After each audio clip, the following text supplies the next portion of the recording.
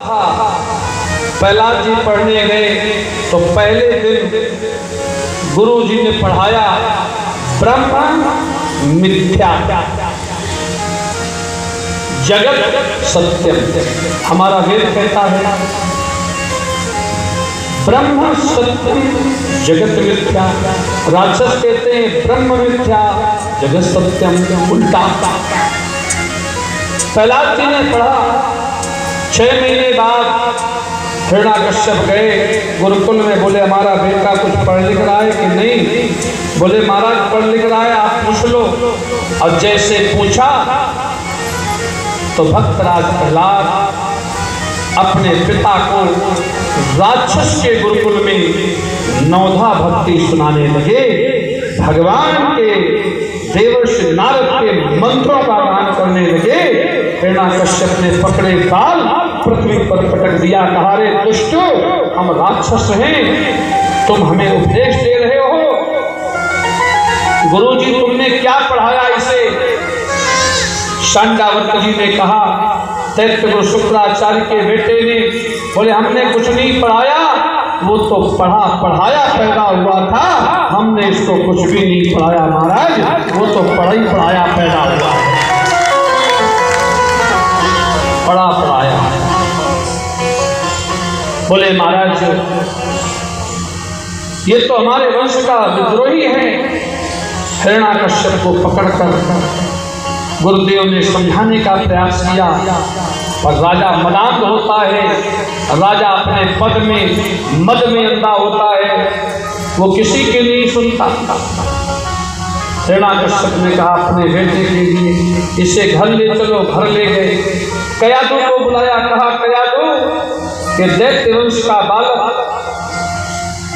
देवपुत्र कैसे हुआ, ये नवधा भक्ति कैसे सीख गया? आज कयाधु ने अपने पति को बता दिया कि दैत्य वंश के आप शिष्य हैं, पर मैं देवर्षि नारद से दीक्षा लेकर इस बच्चे का पालन पोषण किया है और मैंने अपने बेटे को सत्य का मार्ग बताया है।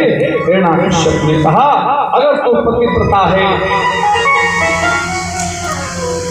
मेरा आदेश है अपने बेटे को मेरे सामने जहर दे दे। हाथ जोड़कर खड़ी हो गई। कयाधु ने कहा प्राणनाथ, कोई मां अपने बेटे को जहर नहीं दे सकती। हिरण्याकश्यप ने तलवार उठा लिया, या तो तेरा वध होगा या तो तेरे चैत्र का परीक्षण होगा।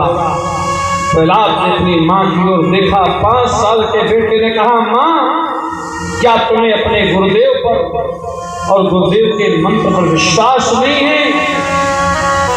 हिरण्याकश्यप ने काल को विष का कटोरा दिया। कयाधु ने हाथ में लिया, 5 बार गुरु मंत्र पढ़ा, प्रहलाद को दिया, प्रहलाद ने पी लिया, कोई असर नहीं हुआ। हिरण्याकश्यप ने कहा ये मरा क्यों नहीं? कयाधु ने कहा वो तो प्रभु जाने, श्री गुरुदेव जाने, नारद जी जाने। हिरण्याकश्यप क्रोध में आ गया।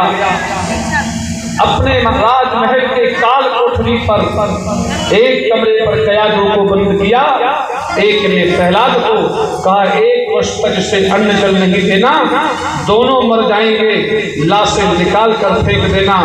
और दोनों जैसे बंद किए गए। रात का समय था, सूर्यास्त हो रहा था, श्री नारायण उदास हो गए। क्षीर सागर में लक्ष्मी पैर डाल रही है, नारायण बोल नहीं रहे। लक्ष्मी ने कहा प्राणनाथ, अचानक उदासी का कारण?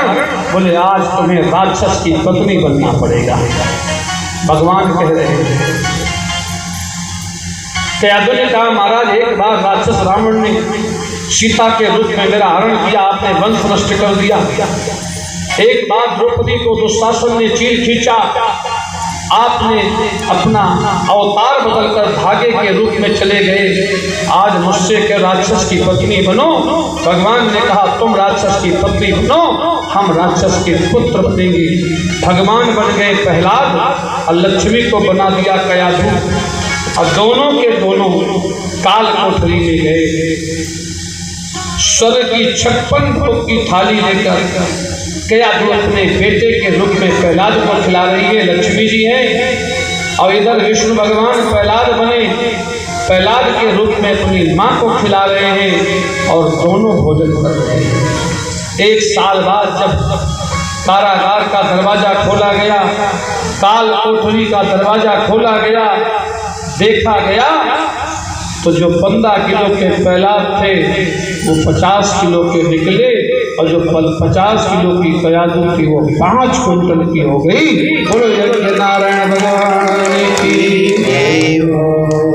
एक बार भरोसा तो करो भगवान पर, तो तुम्हें भरोसा नहीं है।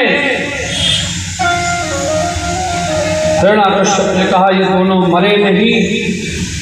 हिरण्याकश्यप जोर जोर से चिल्लाने लगा ये मरे नहीं। प्रहलाद जी ने कहा मुझे तो मेरी माँ ने खिलाया है। कयादू ने कहा मुझे तो मेरे बेटे ने खिलाया है। भगवान आपके लिए कुछ भी बन सकते हैं, पहले उस लायक